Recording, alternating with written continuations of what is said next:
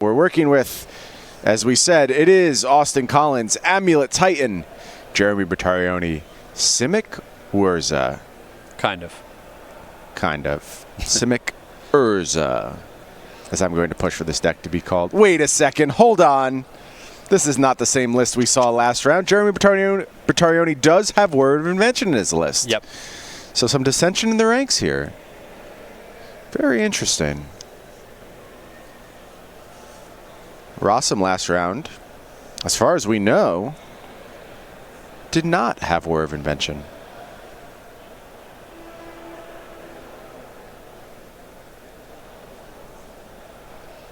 Brian's just having a little look-see here at these two lists. Yeah, Rossum played Thoughtcast.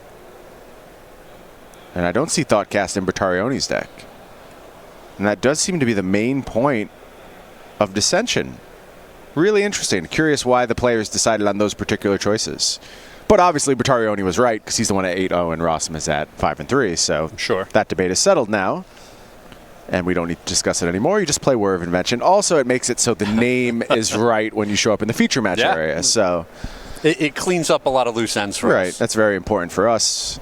And I know all you folks come to participate on the SCG Tour. You're only worried about how things are going to go for Craig and I. I do appreciate that. Oh, man. Oh, man. I mean, Once Upon a Time makes this hand so much better than any other conceivable card could. When I think about how many cards that he can look at on the very first turn of the game. Yeah, absolutely. It's just ridiculous. He has double Amulet. Looks like Austin setting aside a card for a mulligan here. Yep. Headed to the bottom. Who's got the play? We know that's important in all matchups in Modern, but especially against a heavy-hitting deck like Amulet Titan that can just blow up out of nowhere. And we are going to start with a Once Upon a Time. Searching for a bounce land, I bet. Is Austin? Nope, just going to take the Titan. Maybe he already has that bounce land in hand. Who knows? A little smile there from Austin. Yeah, I mean, he does have more spells to dig with, and the other spells that he has won't be able to find a Titan. Right. He's got an Ancient Stirrings in him. Yes, yep. Yeah, that makes sense. Bertarioni going to start us off here with some Scalding Tarn action for Craig's favorite land in the entire format. It's a snow-covered island. And Jeremy's splitting the difference, right? He doesn't have Ice Age ones, and he doesn't have Full Art ones. Cold Snap. Showing up with the middle-of-the-road Cold Snap. Not even foil. What are we doing with our lives? Let's hear the snow-covered island power ranking between those three sets. What's the breakdown? What's the number one? What's the worst? Oh, I think I go old school. Okay. So Ice Age is number one. And then Full Art. Full Art number two. So this is the worst. This is the dregs easily. of snow-covered island. Yeah, I mean, it's possible we should just jump to a different match right now. So. Just run out of the feature match area. Yeah, so we just don't have to see Jeremy with this land in play. Gilded Goose. What in the world? From Bertarioni. What, just 4 spells on the first turn? It's good, clean magic. Gonna go ahead, crack that ball. We'll take a look at Austin Collins' top card.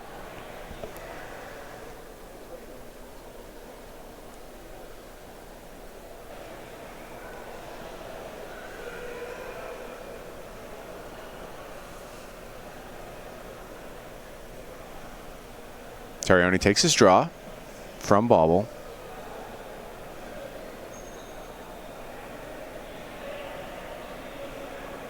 Here's that Ancient Stirrings you talked about, Craig. Gonna go a Searchin'. Did we find a bounce land? Pretty confident that's what we're looking for here. Yeah, I think a bounce land just gives us the green light to win on turn 3. I see a Castle Garenbrig. Another Once Upon a Time in hand. Castle Garenbrig. Can we get there with the castle? I think it's possible we can. Yeah, I agree with you.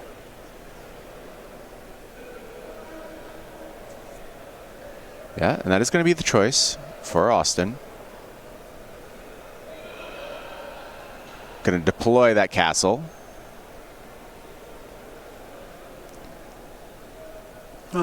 Yeah, we still need that Karoo land.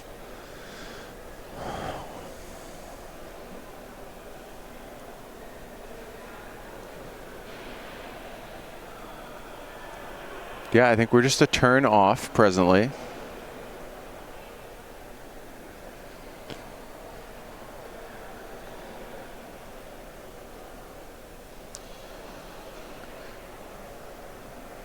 One of the great things about Castle Garenbrig is when you do miss, you get there sooner than you would have otherwise, right?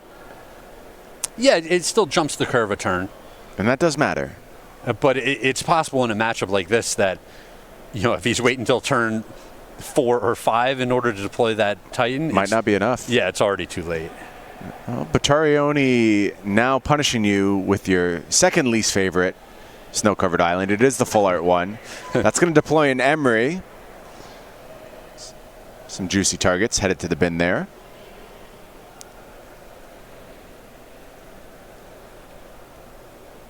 Yeah, those blue spell bombs are a new addition that we haven't seen a lot of previously. Yes, they are. And I think it has a lot to do with the more Emery-focused nature of this deck. Here's Engineered Explosives on 1. And we're just going to go ahead. Yeah, love it. Cash in a little mana. Love it. Crack that Engineered Explosives. Bin both those amulets. Makes a lot of sense. Yeah, Jeremy losing a lot of resources there, but he still has the Emery. He can rebuild. Yeah, you just can't give your opponent that shot of winning on the very next turn. Yep. 100% the right play from Jeremy there. Austin Collins going to go ahead and play Once Upon a Time the Fairway. Now finds the bounce land we've been missing.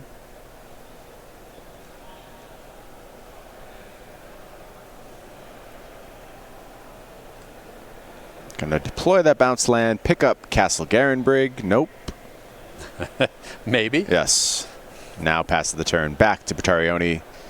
Bertarioni now with Emery active. Can draw cards.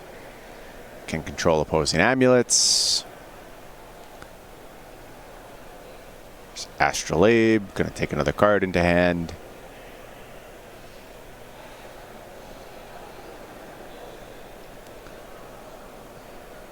Polluted Delta is the fetch land here.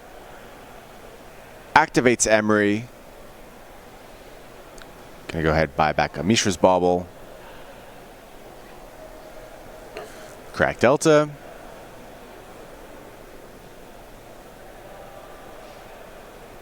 A lot of game actions. They're not doing a whole lot, but there's a lot of actions. There's a lot of them, though. Yeah. That's what matters. 3 mana tapped. Uh-oh.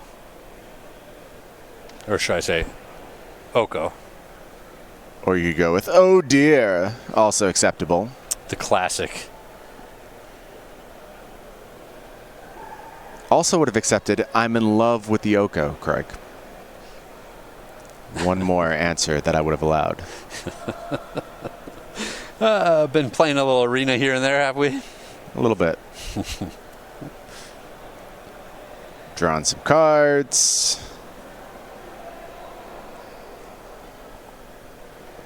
Austin looking a little disappointed. Knows now that even if Titan comes down, it'll be a Primeval Elk pretty soon.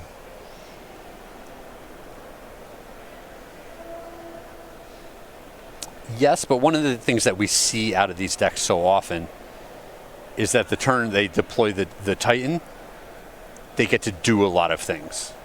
That is true. That is true. And the best amulet players aren't the ones who can win all the time on turn 2 and 3. It's the ones who figure out how to win these games. We saw Field of the Dead, a powerful new option for these decks. Maybe you can cobble something together like that.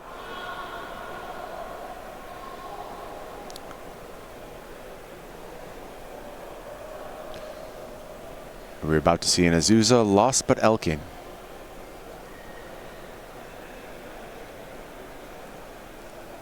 First step, activate that Emery. Find a juicy target in the graveyard. It's Mishra's Bauble again. Takes a peek at the top of his library, does Bertarioni. Plays a Misty Rainforest. Going to go ahead and crack that one. Doesn't like that top card. Nope.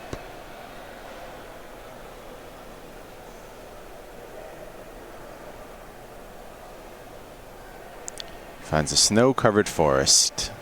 Full art. Craig, medium displeased by that selection. The stupid Snowlands. Brian, they make me so angry. I know, Craig. I know. We're going to get through this together. We're not, because I know at some point I'm going to be sitting down with a deck full of Snowlands. Oh, I can't wait. I'm going to be snapping pictures, pointing at you, laughing. No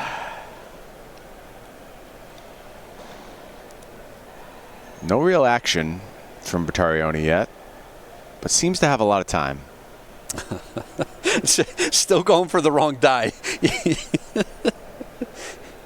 Even after we put the right dice on Oko for him, tries to dial up the wrong one. Come on, Jeremy, you've been here before. Jeremy gonna turn his food into an elk. Little elk sandwich. And get on the beatdown plan. Turns back to Austin now. Austin with access to Titan mana. Presumably.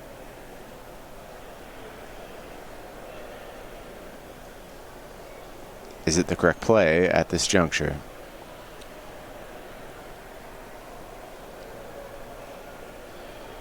Yeah, we're deep enough in this tournament where, most people are going to know about all these counter spells out of this Simic Wurza list. Yeah, I expect so. And so Austin is asking himself the tough questions of, can I play around this card here? Looks like the answer is no. Just going to go ahead and jam this Primeval Titan. And Bertarioni going to go ahead and find Metallic Rebuke. And that's a rough one, because that's one that, Austin probably could have played around next turn easily. Yeah, I think so.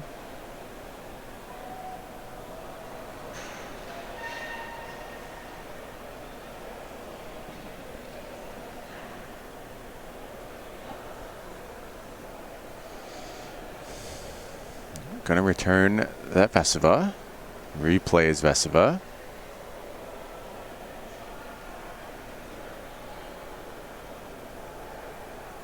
Untapped Castle Garenbrig and passes the turn back to Bertarioni.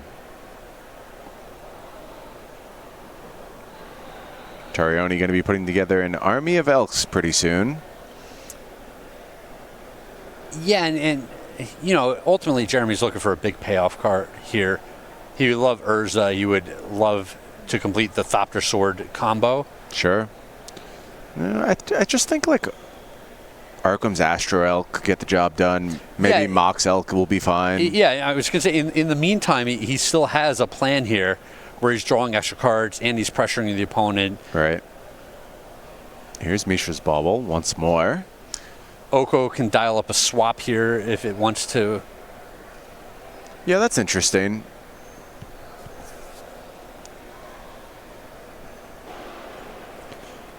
I don't think I'd just like making more elks here. Couple mana tapped. Just going to deploy that Sword of the Meek.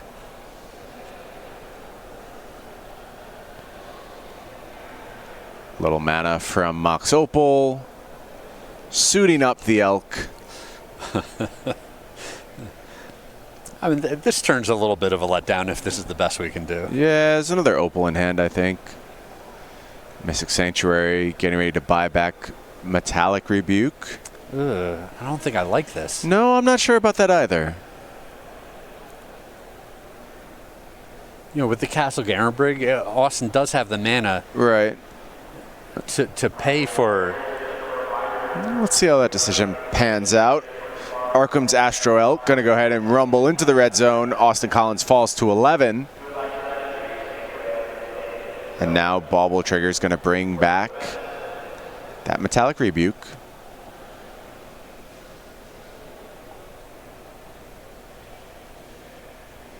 Yeah, Austin has 3 mana available beyond the Karen Brig activation. So Yep.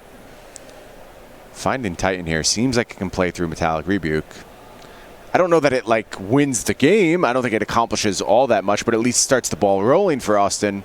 Well, Austin does have a main deck Field of the Dead. Right. So Right. So you got something cooking at that point. It really starts the ball rolling, right? Because Right. you get the Field of the Dead and a Karoo. Now here's the question. The Vestiva that's copying the Karoo, does that have the same name as the bounce land? Austin doesn't care anymore, so that's enough. I don't want to do this anymore. I will pick up my cards, and we will go to a sideboard game instead. I don't know that you could have triggered Field of the Dead there. Okay. Don't you ask me these tricky rules questions. Yeah. We're right on the air. You're just going to ask me that in front of all the fans at home. I would have to check with the judge. I don't blame you for not knowing the answer to that, Craig. But it doesn't matter. He didn't have the Primeval Titan anyway. And now we are headed to a game 2. And we're going to start over on Austin Collins' side. There you see in the sideboard. And I will note, Austin doesn't like Oko. We saw Ross Merriam playing Amulet earlier. Did have Oko in his sideboard. Austin instead filling that spot. Double Force of Vigor. Might be able to make a dent in this matchup. There's also 2 Disdainful Strokes, 2 Dismember, 2 Tireless Tracker, 2 Mystical Dispute. Also a nice card here. 1 Cavern of Souls, 1 Engineered Explosives, 1 Field of the Dead, 1 Obstinate Baloth, and finally 1 Ramunap Excavator. What do you want to do if you're Austin, Craig? So a lot of these cards are interesting to me.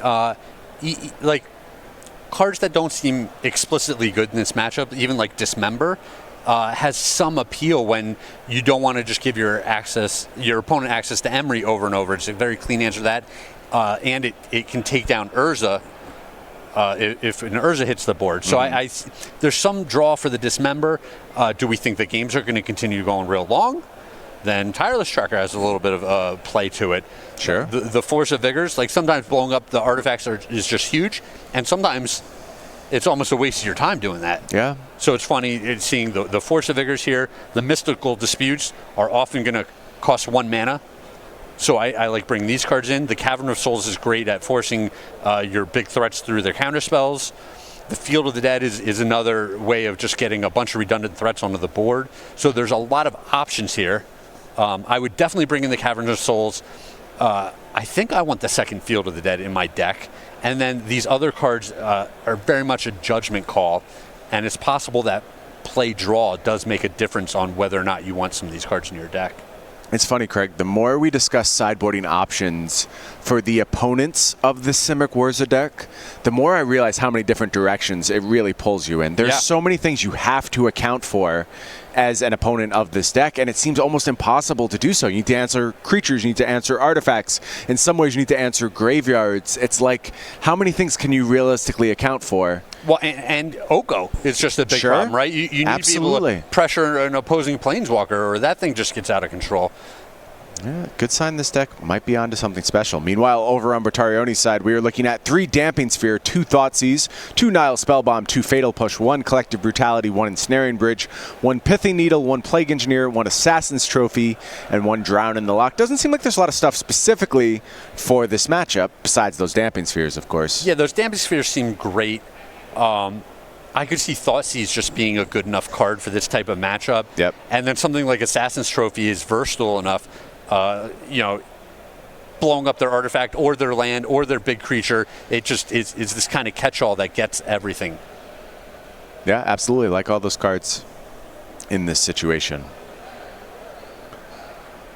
Well, if you're like me, you can't help but notice how comfortable our players look down there in the feature match area. It's because they're sitting in these beautiful Karnox gaming chairs, which have always got your back.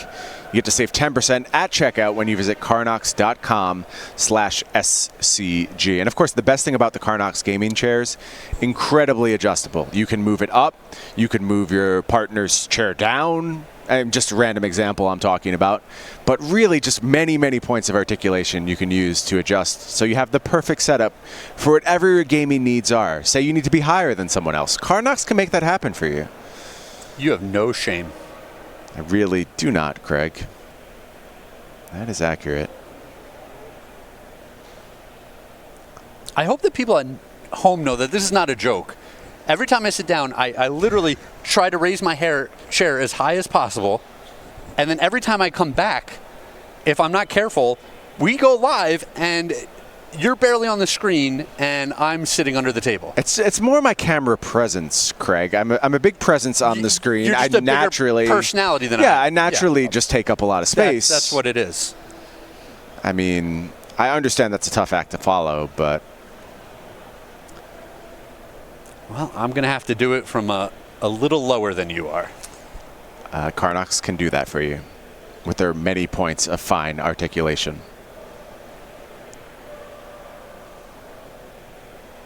Players just doing a little shuffling here before game 2.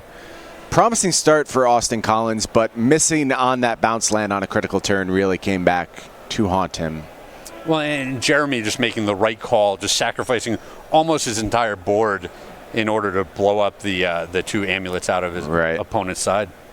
Yeah, Jeremy wants his cards in the graveyard. He's fine with that. Had that Emery ready to go. It's like Disdainful Stroke making the cut for Austin Collins. Tireless Tracker. Yeah, we're going full mid-range here. That was a big shift from Collins. Yeah, had the Dismember as well. Doesn't find an acceptable hand, though. Going to head down to 6. I think Mana Light was the issue with that hand. Bertarioni also headed down to 6. Yeah, I'm not in love with the Disdainful Stroke. I feel like... So we're hitting Urza. Keep going. Whir of Invention. All right, keep going. Cryptic Command. Cryptic Command. But I feel like some of these cards... That's it. Are problems before that point. Like Emery is potentially just a card advantage engine that's going to get out of control. The Thopter Sword combo is still executable underneath of that. Oko obviously comes down underneath of that. Abstractly, I agree with you, Craig. I don't see a lot. Well, and you need 2 mana up while you're doing something else in order to defend that thing from a Cryptic Command. Right. The only thing I can assert is that Austin just believes if you can control Urza, you can win this matchup going long. And that would kind of make sense given the texture of the hand we saw. It seemed like Austin shifted a little bit more to a mid-range style. In that scenario, you're just saying, okay, I can beat everything in your deck straight up except the raw power of Urza. If I account for this card, I'm willing to play a mid-range game against you, and I can get there. I don't know if that's true. Sure. I'm saying that's a narrative that makes sense why you would be into Disdainful Stroke. First 6, not super promising. Okay, so here's the test. Double bounce land, Once Upon a Time, Amulet, could just ship that Tireless Tracker back, could ship that Disdainful Stroke back, and have a reasonable hand if you hit with Once Upon a Time. If you miss, you probably lose the game on the spot. Yeah, but you get a lot of looks. 5 deep. I think you keep this hand, you put the Disdainful Stroke on the bottom, you hit your land, you go turn 2 Tireless Tracker, and the game goes from there. I agree with you, Craig. And we found it. We found a forest. And a snow-covered forest, whichever one you like. Oh, Austin, yeah. a man after Craig's own heart, grabbing doing it. Basic Forest. Just for you, Craig. It's just a man of good taste right there is what that is. Absolutely. Knows what he's doing. Going to go ahead and deploy that turn 1 amulet. Shows up with his Beavis and Butthead t-shirt and then makes us all look good. Mm-hmm. How does Austin even know what Beavis and Butthead is? There is no chance Beavis and Butthead has been on the air at any point since Austin has been alive. Right? I mean, it can't be. I don't know. So, one of the companies, I'm not sure which one, but they came out with Cowboy Bebop sleeves. Yeah. And my local store has a kids league. Okay. And the kids were going gaga over these Cowboy Bebop sleeves. And I was just like, you guys don't know what Cowboy Bebop is. And they do. Yeah, so that one, it stays in syndication. Like, it gets played on Adult Swim still. Does it? Yeah, I think so. I think so. Beavis and Butthead, I'm not so sure about. Like you suggested, Craig, turn 2 Tireless Tracker is the play from Austin Collins. On Bertarioni's side, we have turn 1 Gilded Goose. The goose is loose. What is it going to lead to? Looks like the goose wants to spend some mana. Feeling a little frisky. Oh, turn 2 Oko. So it was turn 2 Elk?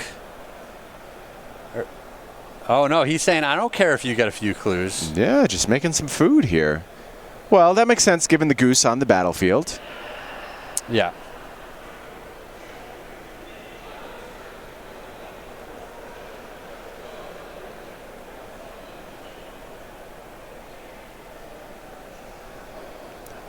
Oko's kind of messed up.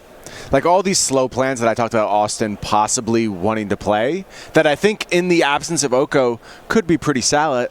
It feels like a lot of them invalidated very hard by the existence of Oko. Yeah, your theoretical argument for the mid-range grindy version of the matchup, just it doesn't hold up to me because the Simic deck looks at way more cards. It has access to Oko and counter spells of its own, and what it's trying to do in the mid game to the late game is just so robust.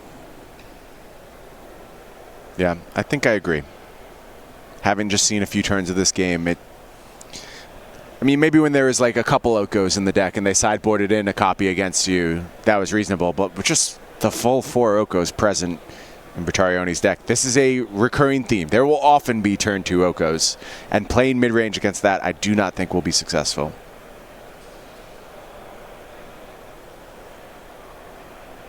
Looks like we have played. Yeah, he's saying, I'm going to get a clue, I'm going to sacrifice it right away. Right.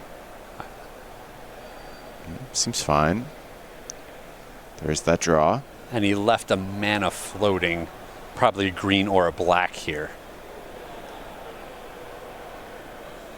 Looks like that mana's not going to get converted into anything. Sure, but I like that heads-up play where you're saying, if I draw, my single green spell off of the top, I want to have that mana available. Oh, absolutely.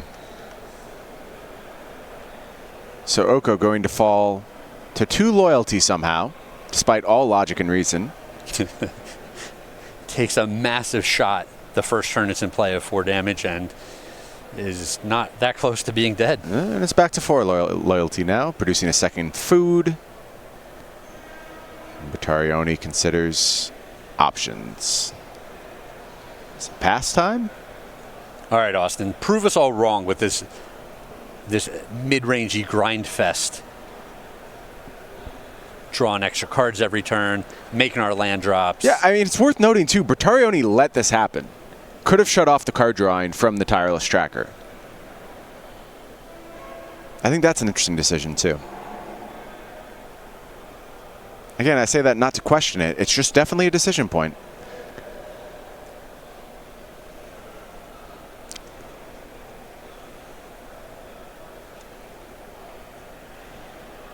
Back on Austin's turn now. Yeah, he has the ability to play a Simic Growth Chamber and pick up the Teleria West and transmute it this turn if he wants to.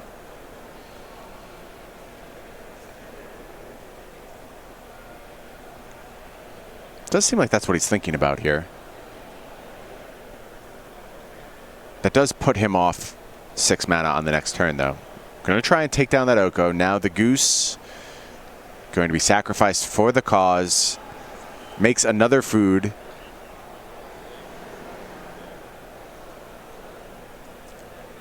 Three artifacts on the battlefield for Bertarioni. And the shields are down.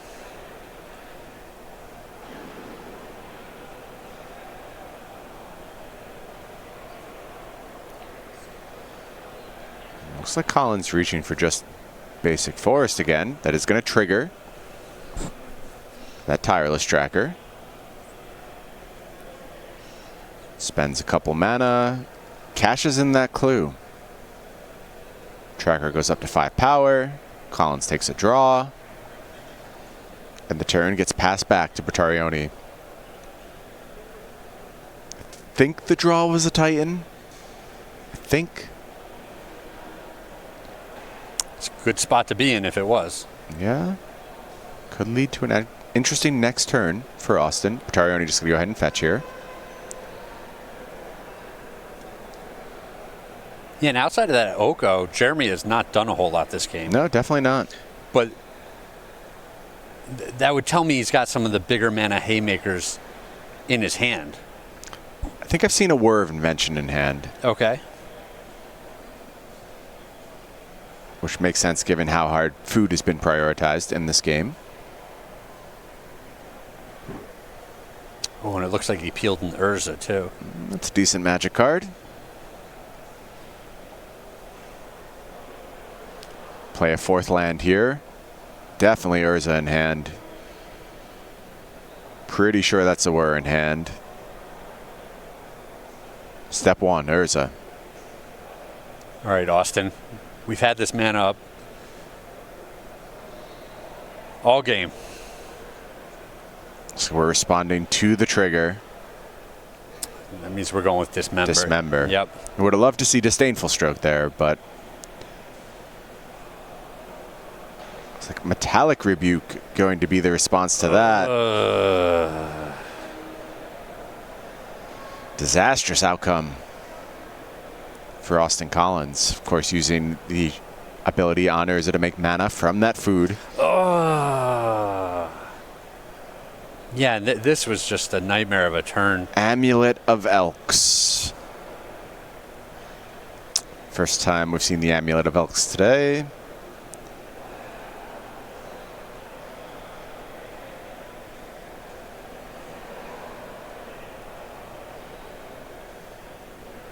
Austin just holding the wrong answer there. Disdainful Stroke would have been huge, quite frankly. Yeah.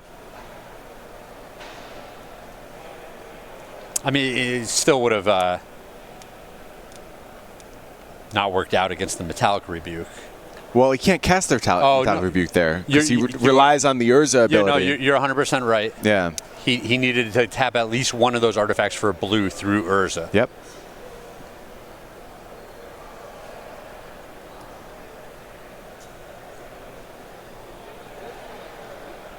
We're back on Austin's turn now. Here's an Azusa.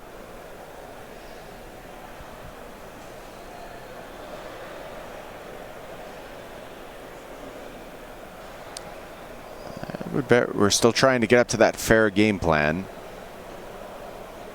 And doing so pretty effectively. 2 clues now. Getting close to just casting this Titan. Yeah, and this Tireless Tracker can attack this turn. Right. Very true. There's a very good chance on Jeremy's next turn, Damping Sphere is going to be the answer that he offers up. Well, with Urza and a Whir, if he has any other piece of the Thopter Sword combo, might just win the game. Yeah, the game could just be over. Very true. I haven't spotted either of the 2 pieces, either Thopter Foundry or Sword thus far. Doesn't mean they're not there. Matthias going to hop in front. Tracker gets a little bigger. Survives combat. Yep. But so does Oko. Well, and I think the big thing if you're on Jeremy's side is that all your opponent's lands are tapped. You know you're going to do whatever you want next turn. Yeah, shields down. Can we put together the combo here? Can we mess with our opponent's mana? What's order of the day? Man. Oko just blowing up artifacts all over the place.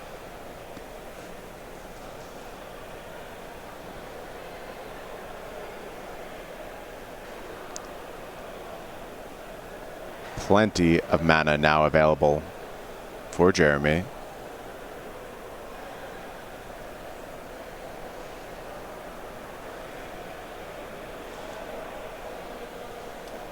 I think this is Wervin mentioned 4-2.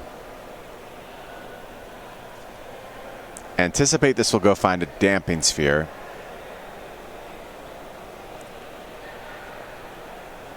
I saw him pass 1 Damping Sphere. I was going to say, I think we're almost past the Damping Sphere point of the game. You got something you like better? You just want to get a piece? Yeah, I think you got a piece, or you have tons of food to work with that can get converted into 1/1s to chump block. Right. Giving you plenty of time. Urza can spin the wheel. Yeah, he's going to get a piece. You're right. Okay. Yeah, I guess with Azusa at the ready.